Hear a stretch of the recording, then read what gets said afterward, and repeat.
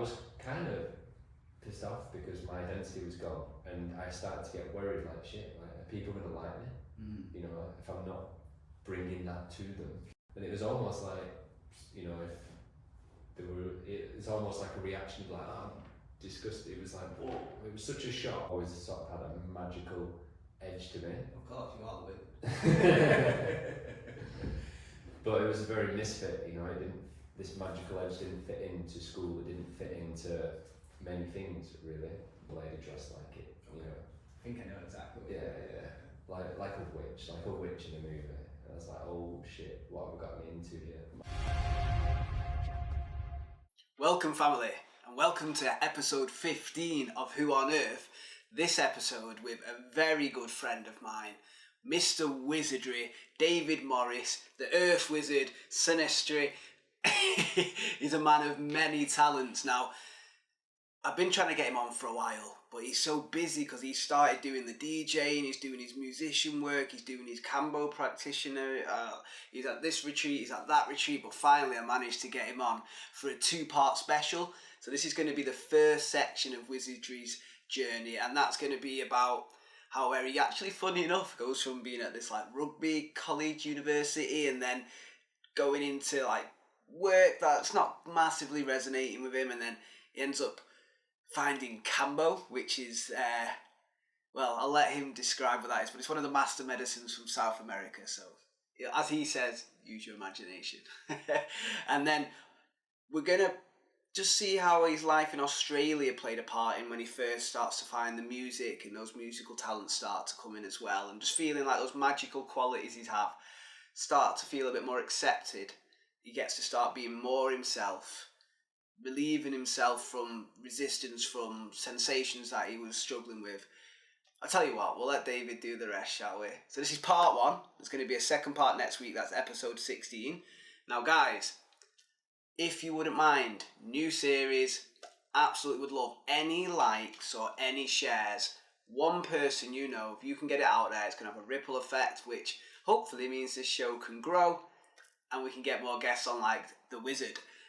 And also, guys, if you want any help at all when it comes to meditation, well, I am Meditation with Michael, of course. So any one-to-ones, any events you might want to come to, we've got the floating meditation journeys, we've got a bit of breath work that we're doing as well. And then we've also got it now where you can actually join a class either at the Resonance Centre at 6:30 to 7:30, or I'm recording the classes, so you can actually just pay half price, get the class for a month. So that's an option as well. So anything I can do, even one-to-ones, let me know.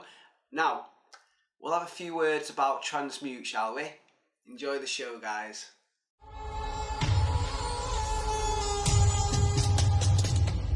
You know how much I love me some transmute. Well, it's a new year, so of course there's new things to tell you about. What new things, Michael? Well, about the African dance classes. Or maybe you want to be the reason for the dancers, so DJ lessons. And I can't wait for my own DJ lesson. DJ Moksha coming soon. Keep an eye out. And then we've got Jams Mute. I tell you, bring an instrument. Maybe it's even just your voice. Maybe you just want to enjoy the atmosphere. But come down to a Jams Mute and just express yourself through that sound.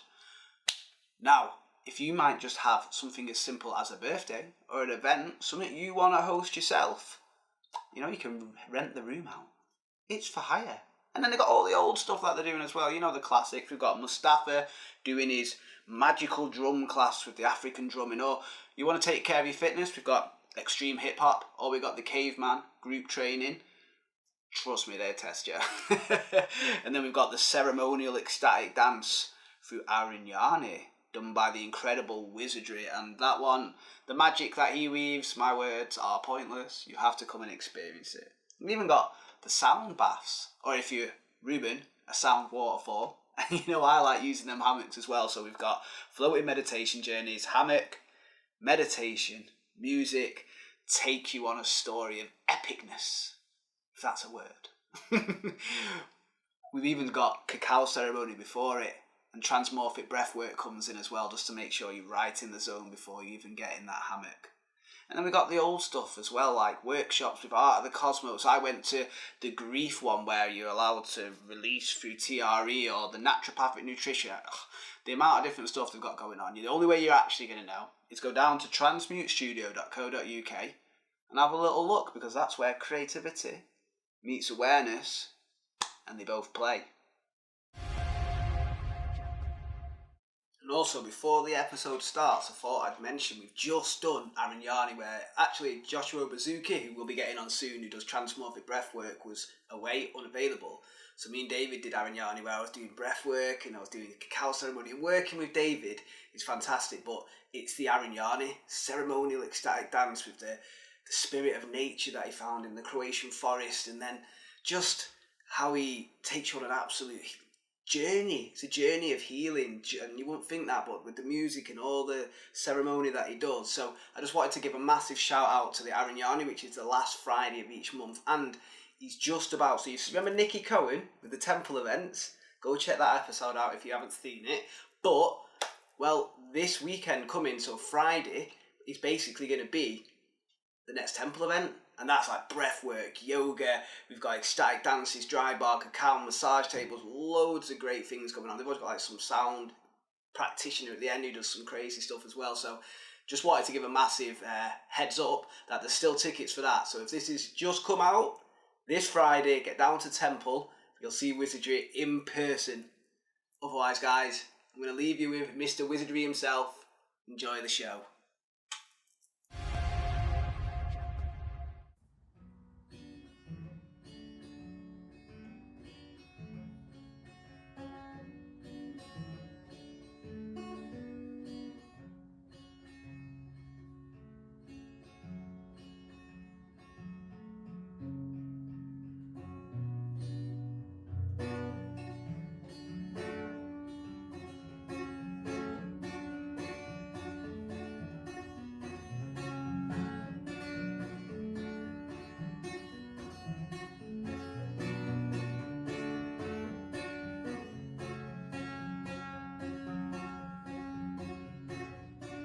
It's a mystery, it's not for us to know where we fit in.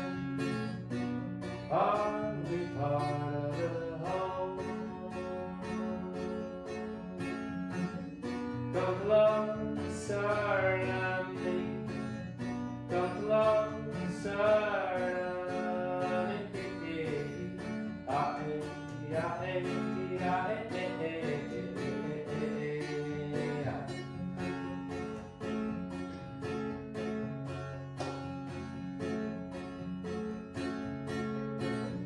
I dissolve into nothing. Is it everything? Delusion into I won't stop it marveling.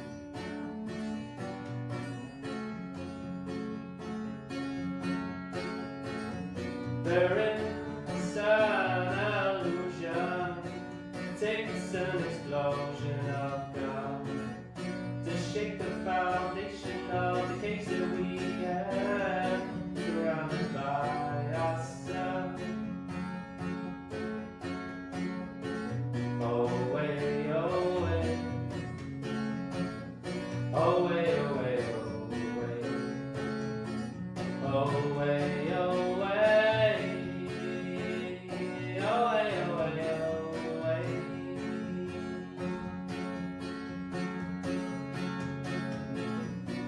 Fixed into the earth, the roots are here I teach. The deeper they sink into the darkness of my soul, the further to the light I can reach.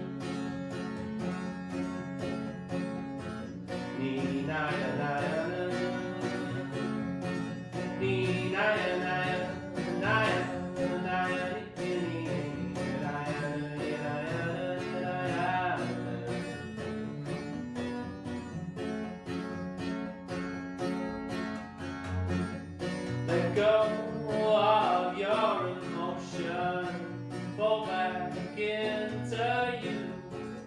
You're deeper than the ocean ever was and never will be.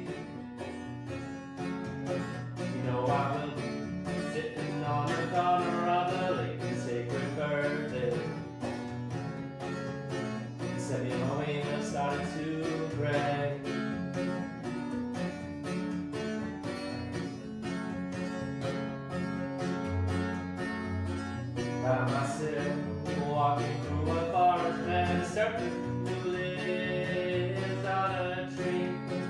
Struck me up, ran away. All I could do was pray.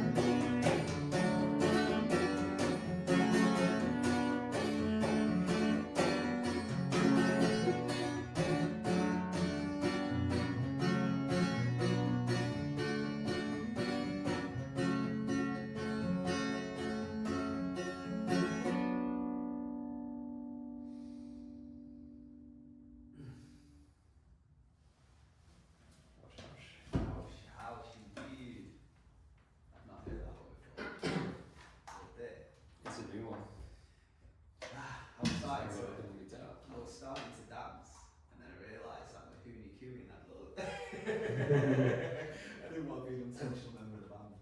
Thanks for doing that, brother. I appreciate it. And also, thank you for Who on Earth. Anyone who's watched a few of the episodes from the past know that you're half the reason anyway. I echo. Only came in. We had Ruben, and Ruben won. We ended up having a few mistakes, but hey, none of this happens without you, brother. So, thank you, Mr. Wzrdry. David Morris to your mother. Yeah, thank you, Michael.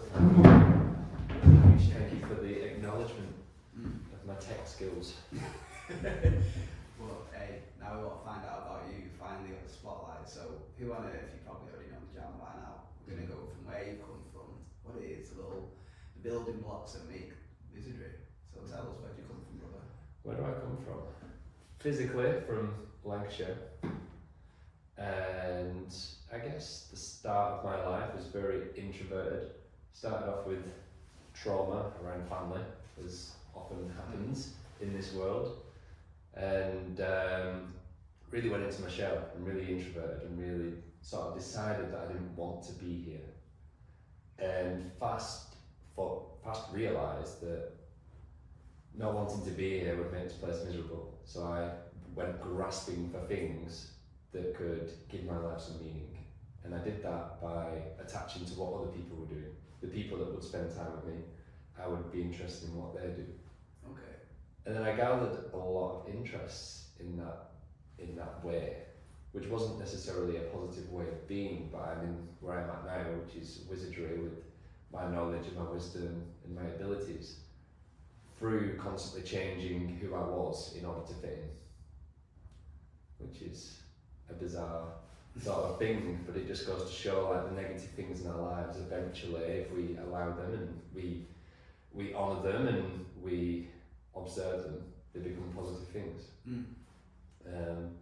So yeah, I guess that's where I've come from. I've always sort of had a magical edge to me. Of course, you are the win. But it was a very misfit, you know.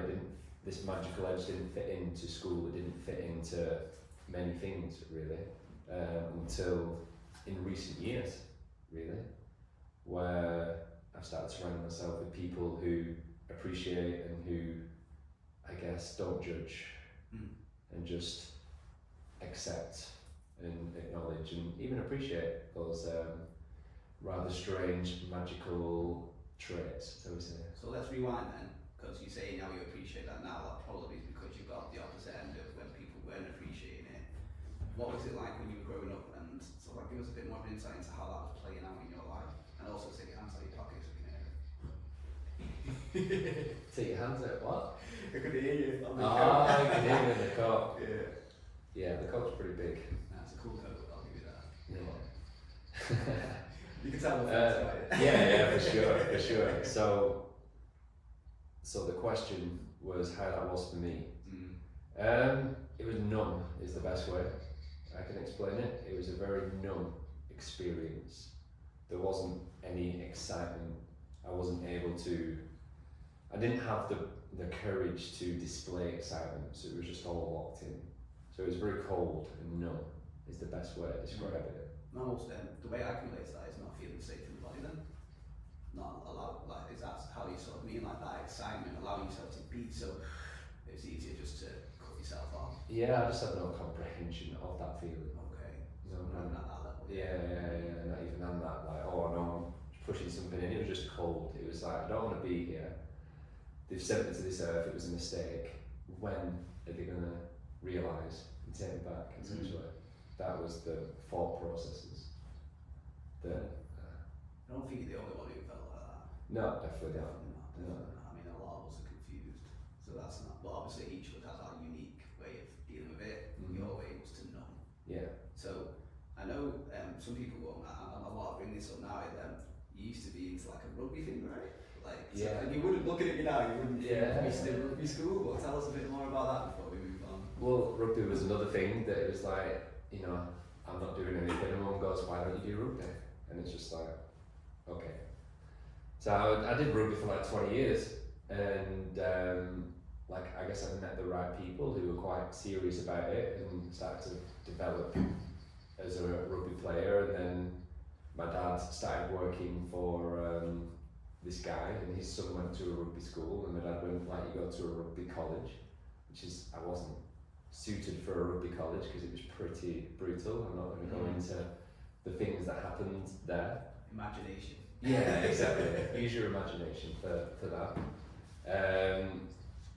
But it was good for me to a certain extent, but like, as I was with serious rugby players, if they weren't serious people, if they were jokers, true, but serious rugby players that went to the gym twice a day, so I started to do that. And train all the time and play all the time, and I got myself into a very good, like, confident state. I guess a confident front through how I got more muscles, I got stronger, like, was put through initiation, shall we say, and developed imagination again. Imagination through initiation, yeah, exactly. Imagination.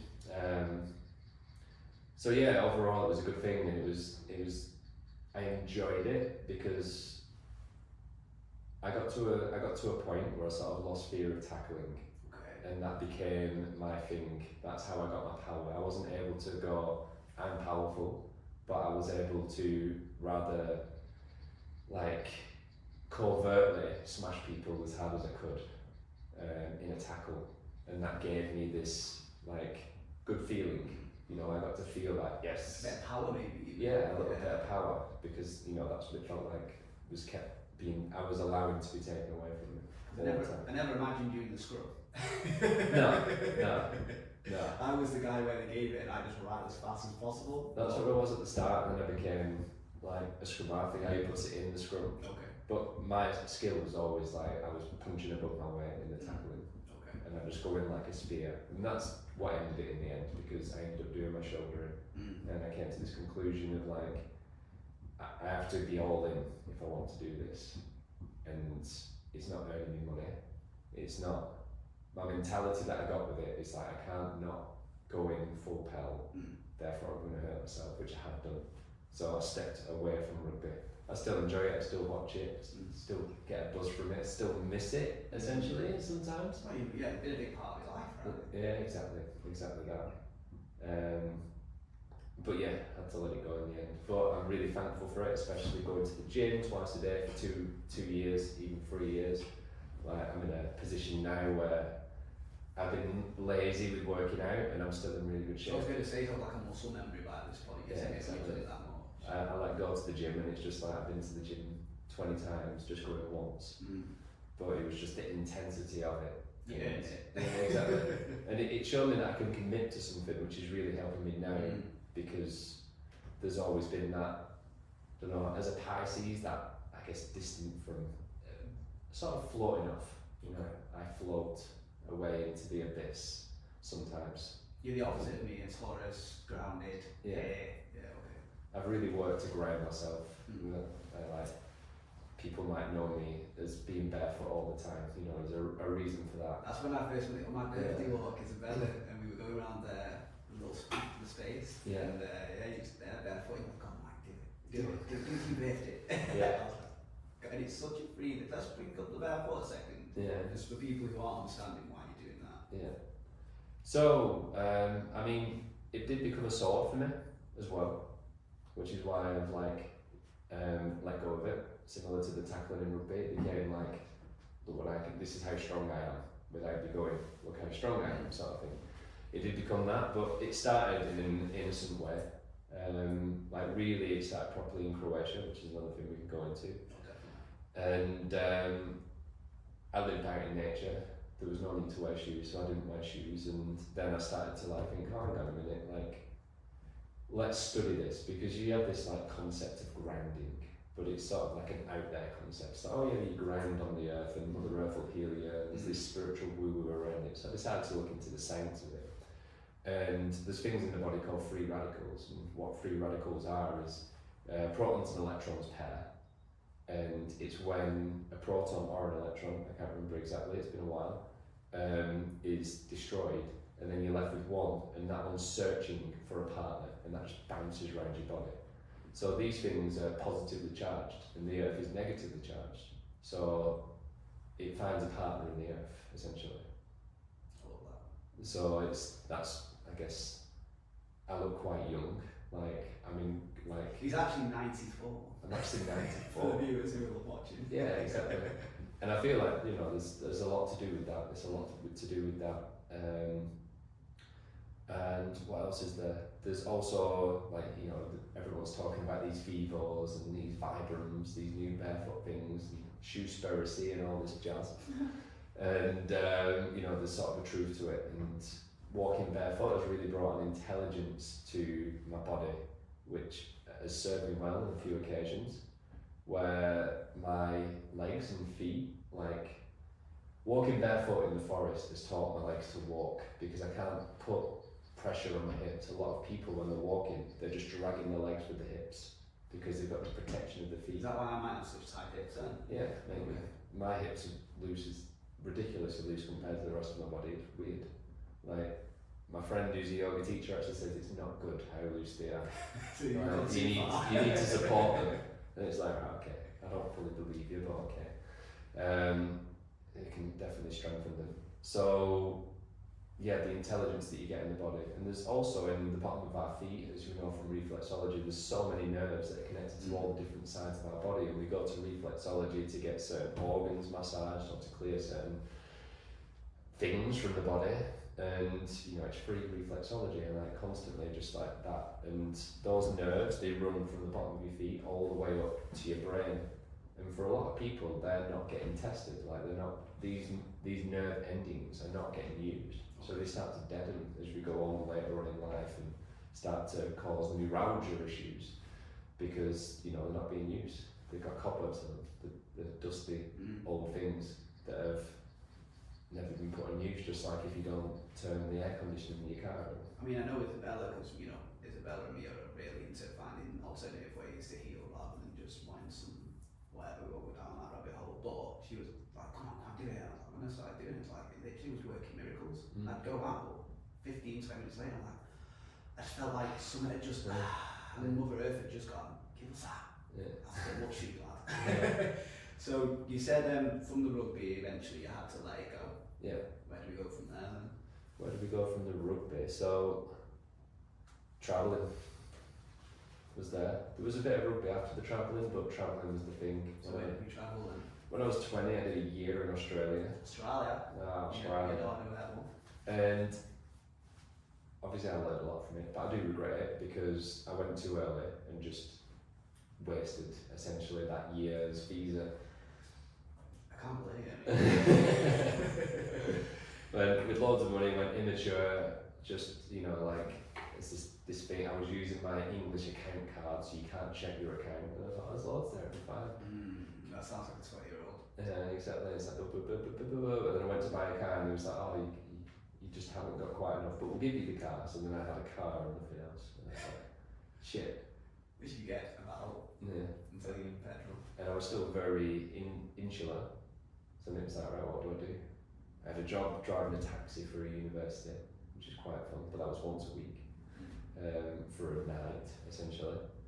and then I started working at Domino's Pizza, and actually that was the time when I really got into guitar.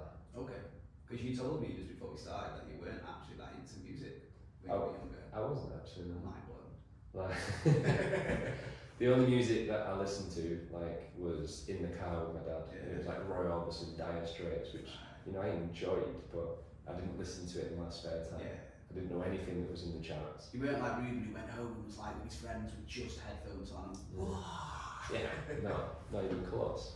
Not even close. And I guess I didn't hate music, but I wasn't engaged in it. I was engaged in anime. You were neutral. Yeah, exactly.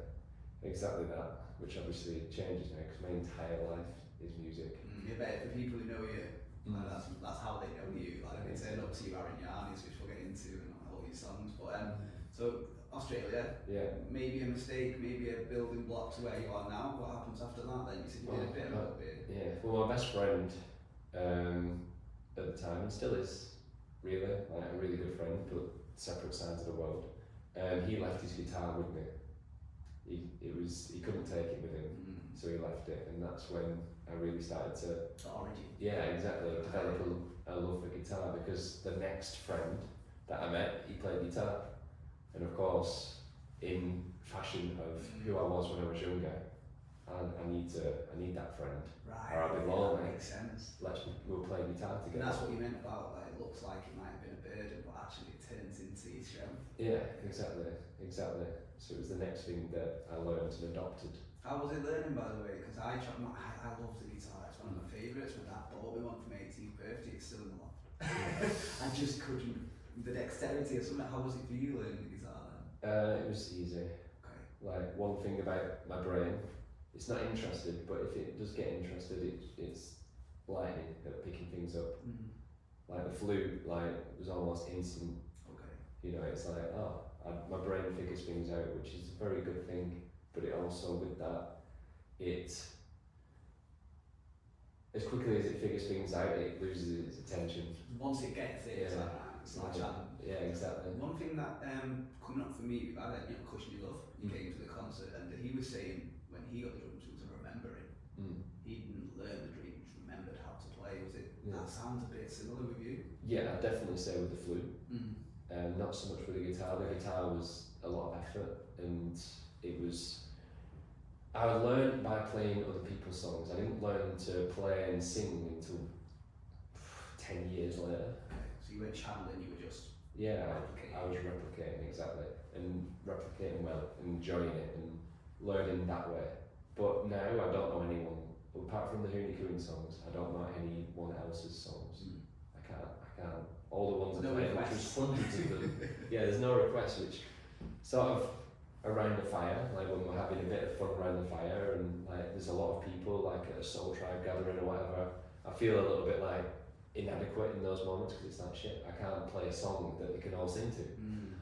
Well, that must give. Well, I'll tell you what, I'm going to save that. I'm just going to park that one when we get onto it. So you started learning the guitar. You're back in England now.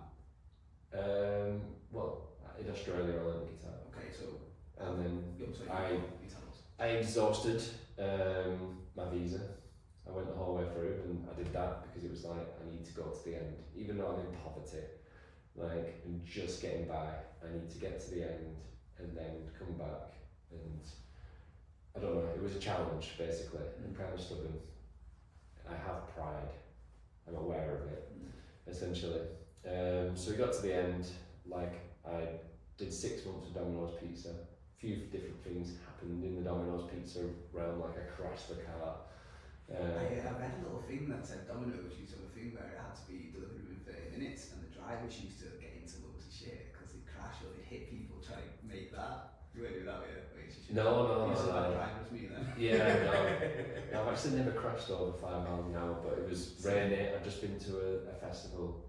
Like I was a bit under, and I had this thing, and I took the mick really because I didn't know the area. I wasn't born on the Sunshine Coast, and I didn't have a sat nav, so all I could do is look on the map and then go there. And I learned it really quickly. Like I could probably take you to a certain street in Malula by now, but I just used to take the mick, and then I'd go like I'd because I was English, people would be like, whoa, you're English, like what the Love fuck? it. And it's like, come and play poker, like come have a joint, come, and I'd just go and chill, and they'd be like, where have you been? I'm like, I got lost.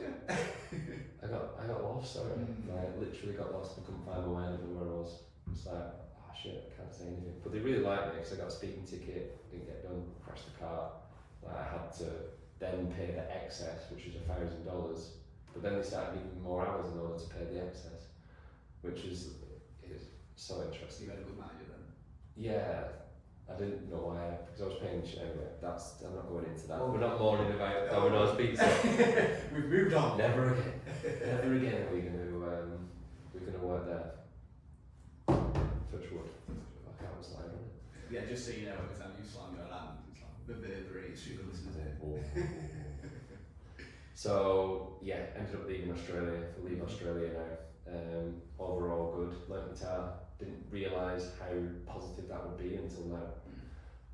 Because as soon as I got back home, like I really just stopped playing essentially. Okay. I went through a little spell of depression. I went back to my job at Ladbrokes, the bookies, and my friend who'd left me the guitar, he was there, and then he came in, and it was like, yo, let's fucking carry on the friendship. Because he was really happy because I was the only friend that he had that went to Australia.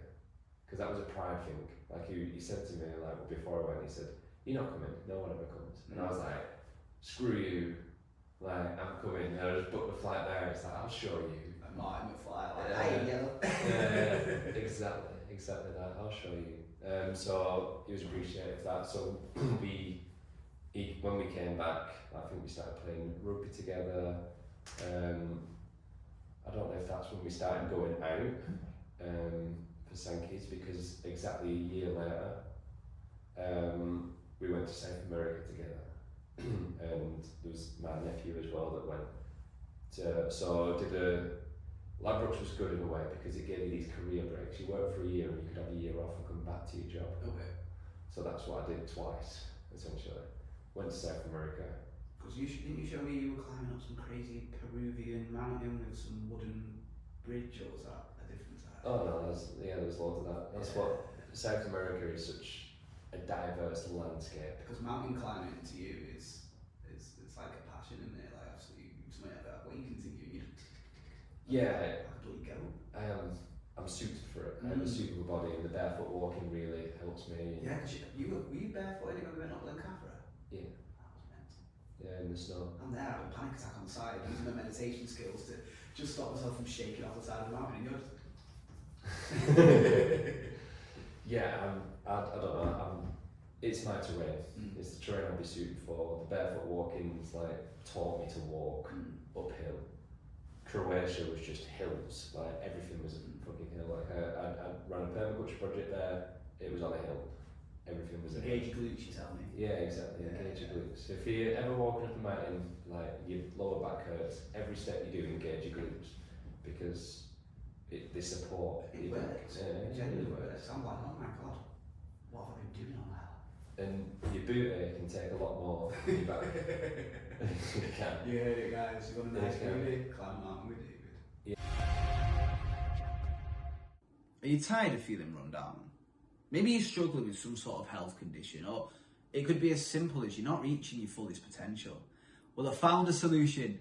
Isabella Nutrition's here to transform your life, show you the incredible healing power of nature. Let me just introduce to you Isabella Bradford Johnson, a skilled naturopathic nutritionist with a passion for showing you how to achieve optimum health, well-being, with tailor-made nutrition and lifestyle plans. She'll show you how to fill your life with vitality, renewed energy.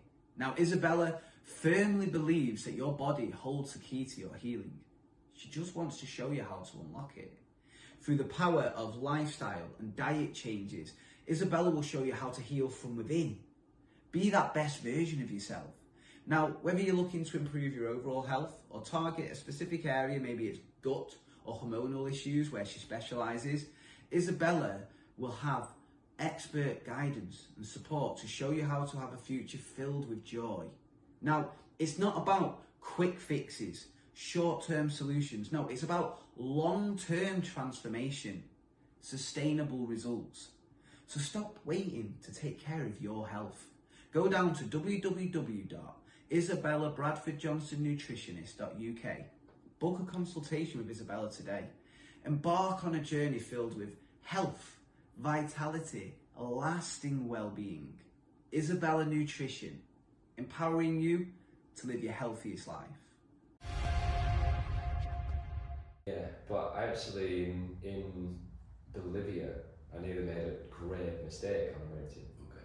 Because I was 22, so at that time, like I was smoking a lot of weed and doing other certain activities in South America, imagination again. And me and my nephew, who were the only ones there, my other friend Ollie, he'd left at that time to go back to Australia. We were in the jungle for a whole week, which is sea level. The jungle is sea level, and we're on boats, and like we got a big bag of weed, and we were smoking every day. And we wanted to do this thing, which is climb a mountain in La Paz, which is the tallest capital city in the world. Which is like the capital city is like higher than like Ben Nevis, if you know what I mean. It's 4,000 meters. So to climb this mountain, which is 6,000 meters, which is 20,000 feet, which is 2/3 of the way up Everest, it says acclimatise for a week in La Paz before you climb this mountain. So we're there for 3 months. We want to climb the mountain. We haven't got time to hang around in La Paz or money. We had to get to Rio in order to meet a friend who was going to arrive there. So we were like, we're rugby players, you know, we're alright. We can. Divine masculinity is fine. Yeah, exactly. It was pride, you know, pride came in. It can be a positive thing, it can get me to do something. Like to go to Australia, or it can nearly kill me. So we were there, we did a night in La Paz, we arrived on the bus to do a night, and then straight away we booked on this thing. And they had a waiver saying, have you been in La Paz for a week? And we were like, yeah, of course. Tick, tick, tick, tick. Just no fear. Of course, like we've been filling our lungs with smoke and just chilling, doing absolutely no exercise really, just sat on a boat looking at alligators and toucans. This isn't his recommendation, by the way. Yeah, this isn't a recommendation, this is a warning essentially. So this 20,000 foot mountain, and I feel like because of all the rugby I did, I was still in good shape. So we set off and you walk up the mountain and you go to this base camp. So my nephew who I was with, he just suddenly just like basically couldn't go any further. Like he was just near the bottom. He was like, and he says I have to quit. And I didn't see that as a warning. I just like was That's like, bit on a bit, didn't yeah, I was like, yes, buzzing.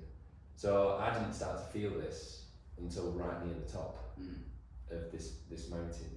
And like you have to go up in the dark because of danger of avalanche. So you're there, all you've got is a head torch in front of you. It's -35. You've got all this gear on, you've got crampons on, you're walking on snow. There's crevasses that you fall into and you'll never be seen again.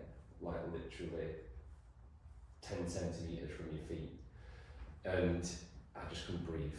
I was just like, and then I started throwing up this green stuff. I was like, where's this green stuff coming from? What is this? And I got to within probably about, I don't know, it was about 50 metres from the top. It was like the thing, basically. You were out of the summit. Yeah, and I just said, like, I need to go or I'm probably gonna die. That's what it felt like. Because it's like being underwater, but you're not. So not only can't you breathe, your brain's going, why the fuck can't I breathe? Which just brings the mind into it, which makes it even more hellish. So I turned around basically, and the guy, one of the Sherpas took me back. And it's just literally almost straight away as I started to go down, I started to feel better. And then I started to think, fuck, could I have made it to the top, you know? 50 metres. But it was bad. Anyway, like, came back. And then for years as well, I told people that I did make it because they allowed me to take a picture of me saying the summit, you know, because I nearly got there. I was practically there. That reminds me of like John Terry putting his t-shirt on and pretending he won the Champions League. yeah, exactly. It feels good to admit that, really. So yeah, you've grown. Came back down and then met up with Luke, and then we both agreed to say that we both made it as well, which I was happy to do because I didn't. You make it, but I told him that I made it. Confessions it's of fun. an Earth Wizard. Confessions of an Earth Wizard. But yeah, use your imagination for the rest. Yeah. So anyway, years later I looked it up and it said I just decided to look it up and it said going to 20,000 feet without acclimatizing is suicide. That's what it said. It said it's suicide. I was like, shit. It wasn't your time. My pride literally nearly killed me. But there was no bends, I was fine. As soon as I came down I was fine and I was able to carry on with the rest of the trip. Almost like a slap on the wrist from the universe saying, look, yeah. Go on. Yeah. Anyway, so where do we go from there then? South America? South America. Well, South America is where I met an American guy, or we met an American guy, and he'd been spending time in ayahuasca temples over there, and that's when I first found out about plant medicines. Okay. And at that time I was like, shit, that sounds like fucking a good trip, that sounds awesome. You know, but it really it imprinted when I came back and I started to feel like shit, I went back to him and his experience. Yeah, exactly. There was this could be a possibility. So I thought it's important to add that. Just with the way that my life's gone now with the medicine, music and all these sorts of things. The seed was planted. The seed was planted, exactly. And it was planted on the Machu Picchu trek, on the Inca Trail. You know, we did the trek with him, and we just did the whole thing, and it was epic. Machu Picchu's epic. If you ever I go have to go. Machu Picchu. It's one of the things bucket list. I need you to take me. Yeah, I'll take you. I'm definitely up for going back for sure. One thing I just don't want to gloss over as well is you mentioned depression a couple of times. Yeah. So what's that like for you, brother? Because that's quite a blanket term. Manifesting for you. Again, it's the cold. It was a numb. It was the this is just rubbish. It was never really I never really had too much negative self-talk. Okay. I feel like our minds develop strategies in order to keep us to feel safe, and my mind's strategy was to say, you're enough, you're sound. But life was flat and boring, therefore it was unbearable. But this thing that was there that's just going, fine, you don't need to do anymore, you don't do anymore, that was there running. So its tactic wasn't to negative self-talk me into not doing things. It was to positively self-talk me into feeling I didn't need to do things. Right. And it was a lot harder to figure out because it was saying nice things. My mind was saying nice things to it. You knew how to play it. Yeah, it was you're really, really special. You're not meant to be on this earth. You're just here to anchor the energy and so that light can come in and save the world. You know, stuff like that. Oh no, trust me, I had a hero complex. I used to watch superheroes a lot, so I was like, my moment will come, and I will rise, and everyone will worship. And it's just your mind knows how you need to be coaxed in certain directions in a protective way, not misguided way. Exactly. Until we start to reprogram it, because we talk about trauma, and I feel trauma's in the body. It's in the myofascia, and it comes with it manifests as tension.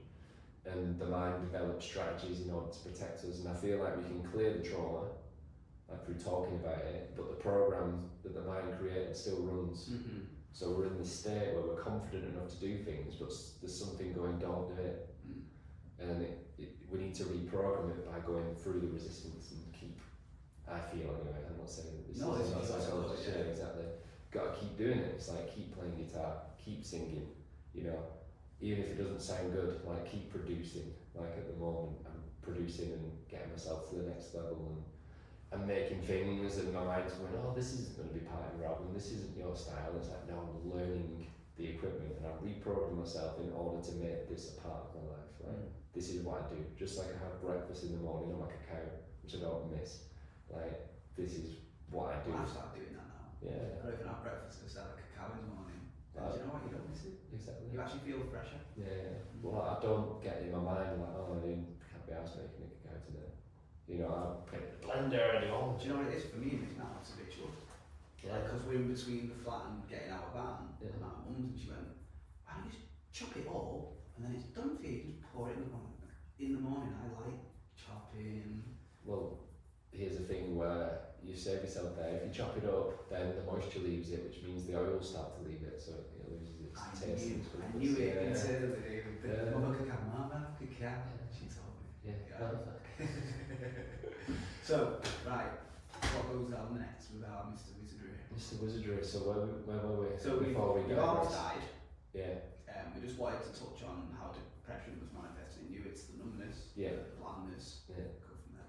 Yeah, the numbness, the blandness, I got to a point quite a few times in my life where it's like, right, okay, I believe that we have past lives, etc.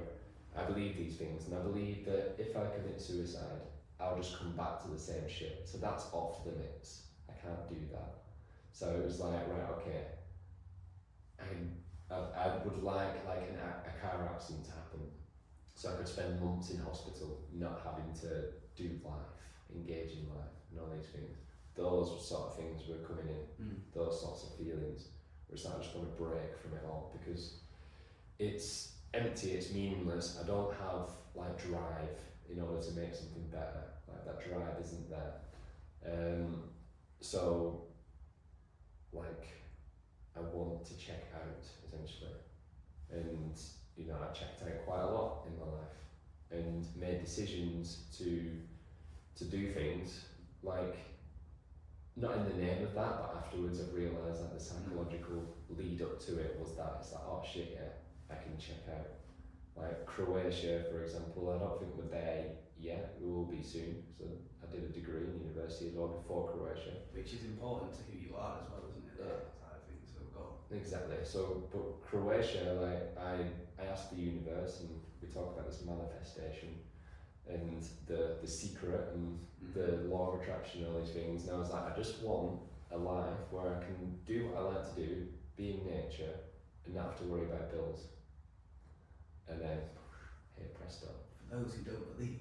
Yeah, exactly. But I'm also a big believer that if you ask for things that are not for you or not for your greatest good, then there's implications, there's lessons that come, and lots of lessons came.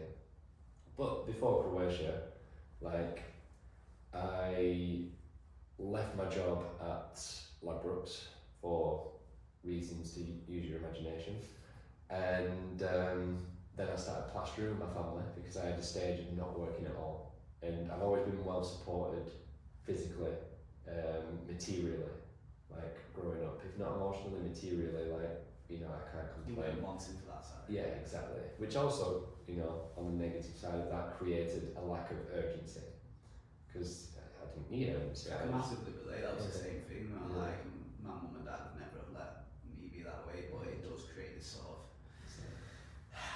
everything's okay. Why do I need to put effort in? Yeah, exactly. I'm a hero, and a hero will save me too. And that's the thing. I've been a hero for loads of people, so I said this to someone the other day, and it's like we're all waiting for God to reward us for how good we've been. And it's like, as if you weren't meant to be good for any other reason. Yeah, exactly. I deserve something for being good. It's like, I heard somebody say the sun doesn't shine on the earth for anything in return. Yeah. And it's kind of like with that attitude of, I'll do it if I get that. It's not pure, then it's the energy behind it is me. Yeah. Exactly, and the moon as well. I've heard that saying, but with the moon instead of the earth. Well, they're both. Yeah, they're both. All the planets. Say Neptune if you wanted to be out there. So yeah, I was back.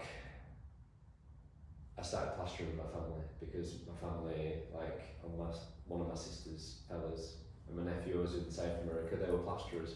And I don't know what happened, but I think my mum said, listen, can you give him a job? So I was labouring for them on next to nothing, and eventually worked myself up to where I could plaster, and then I was a plasterer.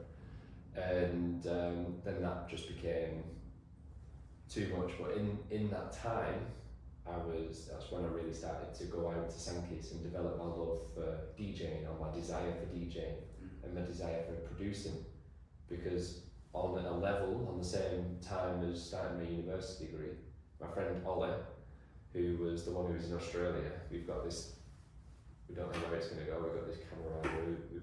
We both sing medicine songs, work with different tribes. It seems as in the same jungle. It seems evidence. Yeah, for sure. And don't worry if he goes off. I've got a best friend, Anthony, from when I was a little kid, and we can go off for months and months, but we know we're coming back. Yeah, exactly. He might have the same thing. Exactly that. So he started producing music, and he's a lot more industrious than I was. Okay. Like, he worked in the mines in Australia, and he just got loads of money up, and then he just bought a computer, and then I produced with him, and I was like, oh, this is pretty good, this. So it was another thing that I was like, oh, I want to do what my friend does. See, pattern. Yeah, exactly. There's a big pattern there, but again, I'm where I'm at now because of that pattern. I may not have got interested in it. I may not have been interested in anything. So thank God I decided that, you know, I want to fit in some way. Exactly that. So started producing, and I started producing before my degree, and then I got a job with my brother-in-law, like my other sister, concreting in Nottingham, and that was really good money. So I got to this point where it's like, shit, I can buy my own computer now, I can buy my own gear, I can like get Ableton and do it myself. So I was doing it while I was working down in Nottingham. I lived down there, and earned up loads of money, and then decided to do my degree, booked on, got my degree, got accepted, and then moved back up, rented a house up here, and then did 3 years of my degree, and then produced at the same time. So like, me and Ollie lived together, and we didn't go out, we just came back, like, got smoked weed and produced music, and got to learned a lot basically about that process and all these sorts of things. Did my degree. What's the degree, by the way? The degree is in wildlife conservation, or ecology if you prefer.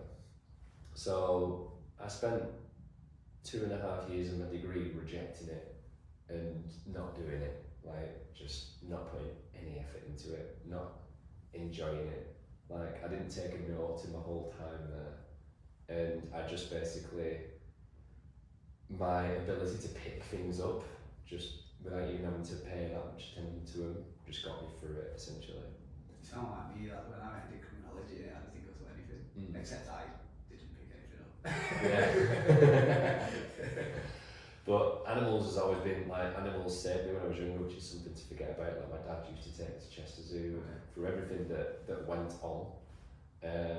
Animals was something that I did love, that I did appreciate. Like dogs, cats, like all of them. Like, the first word I said was ai, which is an animal that lives in, I think it lives in Indonesia. It's just like one of the rarest animals in the world. So animals have been a big part of my life as well, and still are to a certain extent. Well, I see you taking care of birds, taking care of llamas, and it's like, you can feel like it's a bit similar to myself, it's just a love. Yeah, exactly. It's a love, it's an appreciation. There's, you know, like it's nice. Yeah. It's nice. I like them. So where was I going with that though? So you were doing the course. I was doing the course. Oh yeah, and I wasn't overly interested, but I knew more about animals than most of the lecturers anyway, because of my childhood. You know, like certain things, like how monotremes lactate, I already knew it. So I knew, like, apart from the DNA extraction and all that, I knew most of it. So the science, the deep science. It's a deep science, but I knew about animals. Sounds like if someone told me to do a course on United. Yeah, exactly. Yeah, I didn't know that, bro. Yeah, cancer now was in that, you know, like, I remember that goal. So yeah, it was like that. So I got through it, and it was all right. And I was smoking a lot of weed, so that didn't help. Obviously, as I found out. I can't relate, mate. You know, I was numbing this stuff that we'd already talked about. Like, you know, it was like, you know, it was. It was doing the one job you wanted it to do, right? Yeah, it was healing me.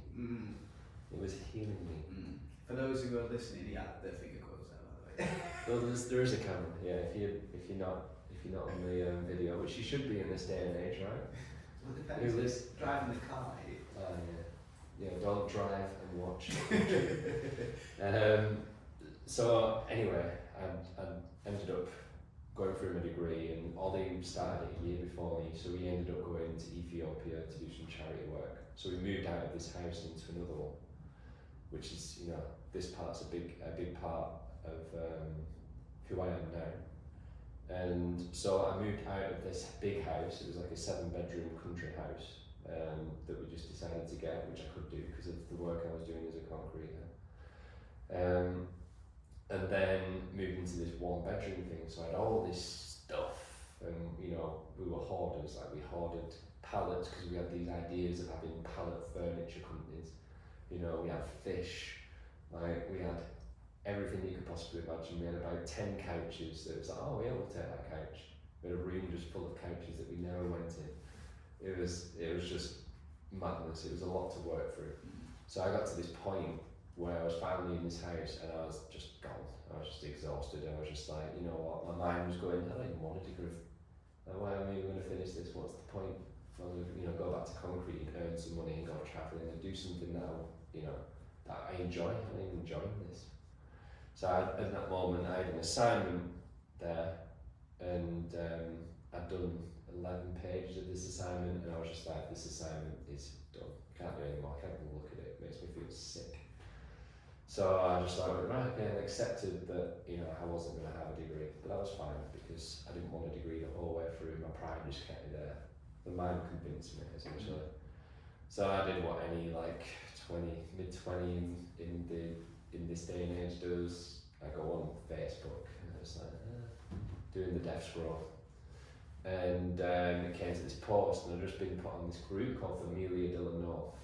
I don't know if it's even going anymore, but it's like what people put conscious events on, and shamanic stuff and spiritual stuff on there. And came up, it said Kambo ceremony, and it just listed all these benefits, just ridiculous amount of benefits. I didn't even look what it was. I was just like, yeah, that sounds good. It's shamanic. I fancy myself as shamanic. So I'd had some fun times with some fun guys, shall we say. Imagination again. And so I was like, yeah, I'm down. It's like American thing that gives you all these things. So I booked on, I got the last place, arrived at this place, and there were just buckets everywhere, and there was a few people in there, and there was a lady sat at the front, and she was dressed very, very strangely. She was sort of dressed like, if you go to a spiritual festival now, there'd be an older lady dressed like it, I think I know exactly. Yeah. Like a witch in a movie. And I was like, oh shit, what have I got me into here? My pride wouldn't let me leave the room. I couldn't walk out, Come on, this way now. Yeah, exactly. I couldn't come back to anywhere near this community, which was the Wonder Inn community at the time. So I was like, right, okay, we're doing this. But the person went before me, and I thought, they don't look like they're having fun. They don't look like they're enjoying themselves. What is this? And to this day, I'd say it's equal with my hardest Kambo process, even though I've done it so many times. For those that know me. Just let them know what Kambo is, bro.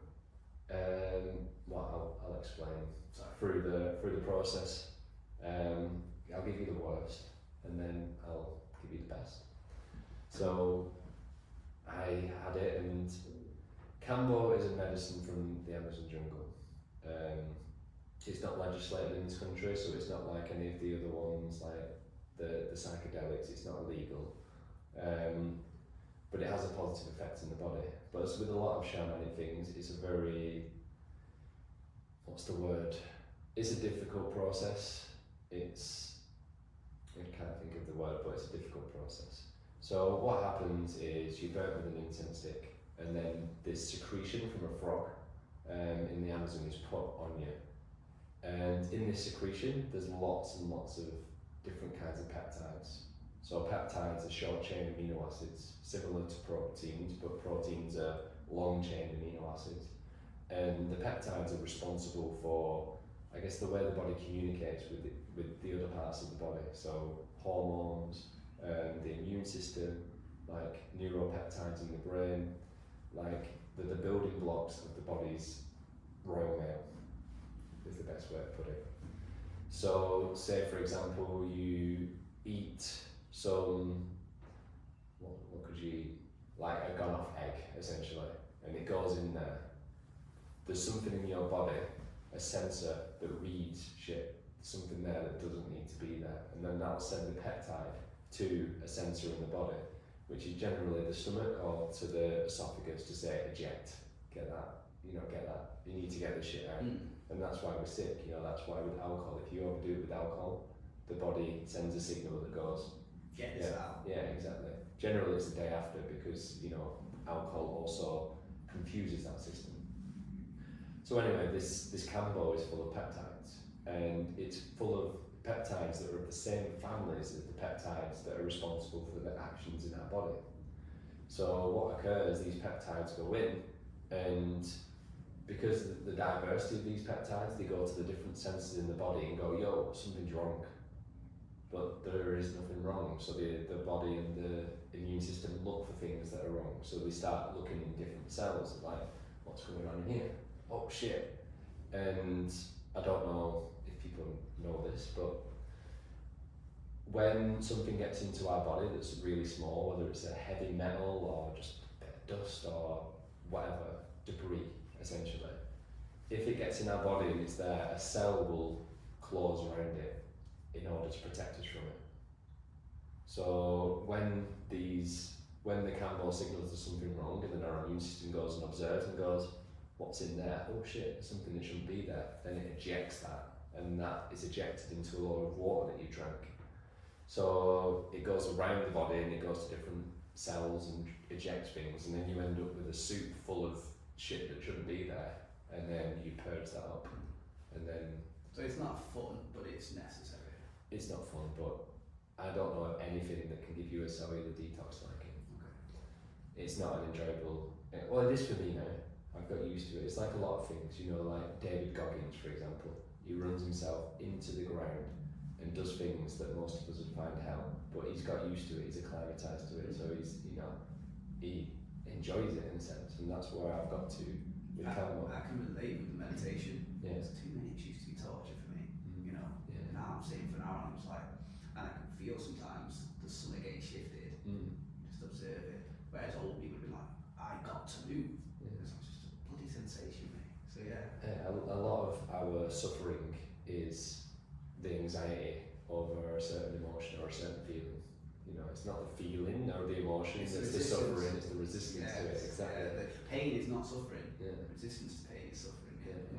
And you've done an ebook as well, haven't you? Yeah, I've done a couple. So would you mind if we put that in the description, a link to it? Yeah, of course. Yeah. I know. It's interesting what you just said. That's I find great. it fascinating. It is a fascinating thing. So anyway, we diverged a little bit. We explained a little bit about Kambo, and I remembered where we were. Brilliant. So where we were is a degree. So I went to this Kambo ceremony, and it was hard.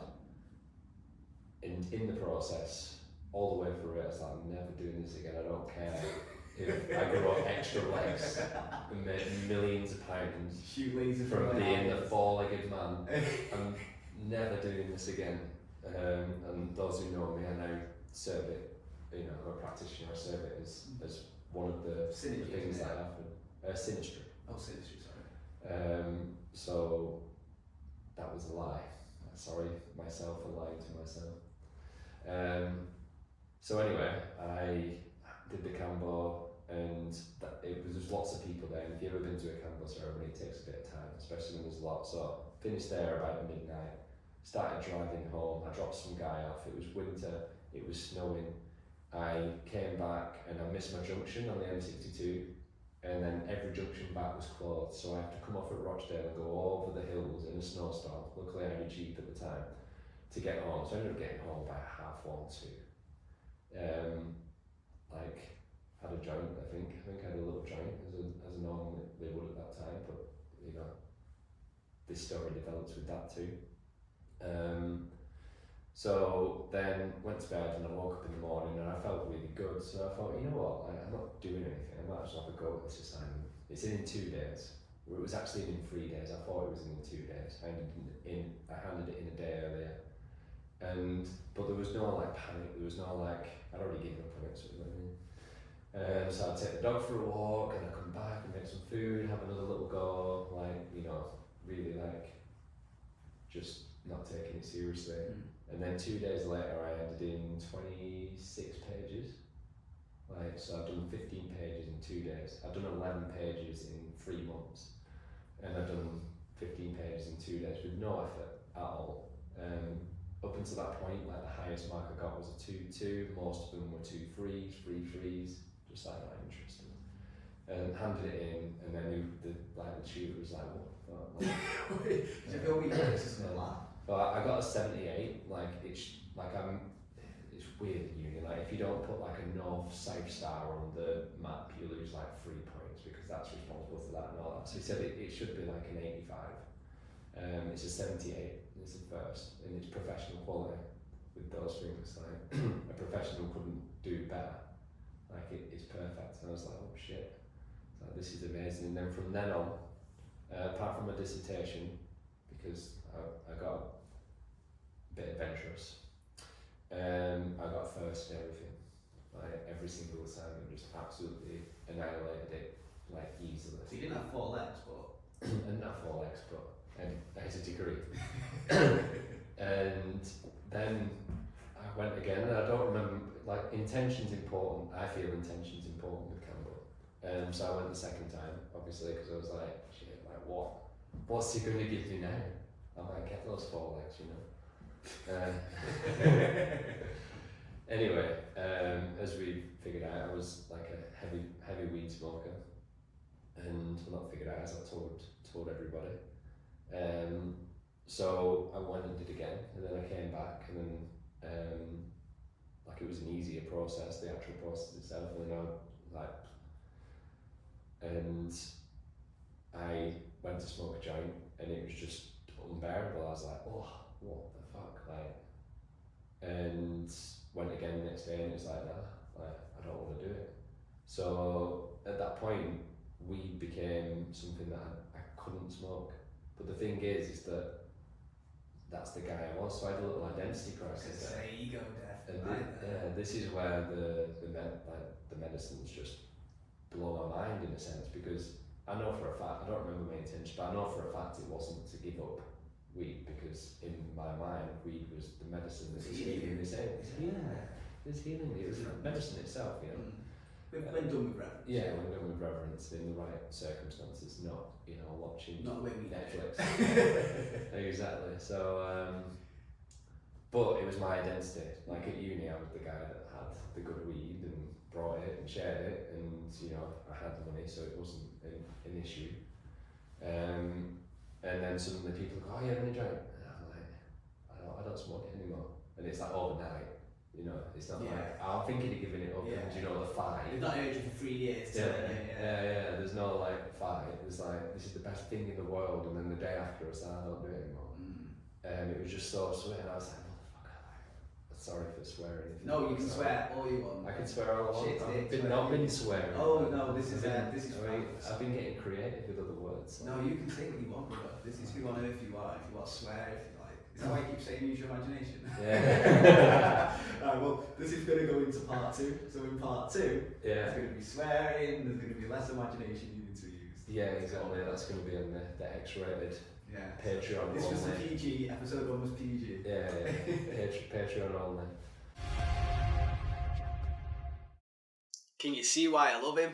This is why every chance I get to work with David, or even just be with him, I always take him up on it. Like, he helped me with the planting the trees, and then we did our own floating meditation journey. We actually collaborated, so we had it where the Journey of the Earth Wizard, which this is called as well, and we used his music and a lot of his messages, but then I turned it into a story using meditative techniques while you're in hammocks. Like, if you ever get the chance to come to that one, it was well received, shall we say. Me and David, Mr. Wizard, we just work seamlessly. You know, when you just resonate with somebody. Now, that was part 1. So we do have part 2 coming up.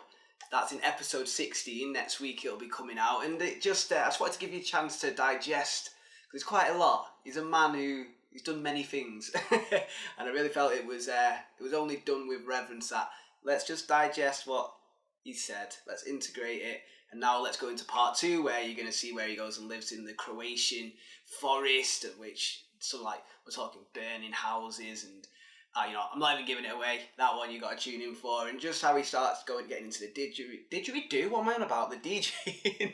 Although I wouldn't be surprised at the amount of different flutes he's got if he didn't start doing a didgeridoo. But then just being accepted in these different, like with the Hunikuin tribe, which was the song at the start, a lot of that was inspired by that. And yeah, well, I'll tell you what, next week you'll find that out. By the way, that's a puzzle that's been worked on, and just like David's episode, it's almost complete. So yeah, little thing we've got going on there, which I'm sure people are going, what is that? It's a Lord of the Rings puzzle, can't you tell? Aragorn. Now, if you could do anything, like any shares, any likes, if you want to find David, I'll put a link to all the stuff he's doing, because the amount of retreats and workshops and his ecstatic dancer and yarning and so much, I'll put a link for everything David's doing so you can find him. Also, I'll put a link for Transmute, because I know there's so many cool things. We've got some stuff coming up, trust me. And then Isabella Nutrition, fill that cup up, people. Your health is number one. Everything else spills out. If it's negative, negative spills out. If it's positive, positive spills out. So Isabella Nutrition will be there. And as I was saying, any likes, and I mean, it goes so far. You won't believe just that little click or that little share. Oh, put it in that group, or I'll send it to that person. Like, massively important. So I know it doesn't seem like much, but I would appreciate it. And guys, next week, well, I've already kind of give you what's happening next week. So episode 16 is going to be Wzrdry. Please feel free to check out some older episodes while you're waiting. But otherwise, guys, I'm going to love you and leave you. You beautiful people, you. Peace and love, guys.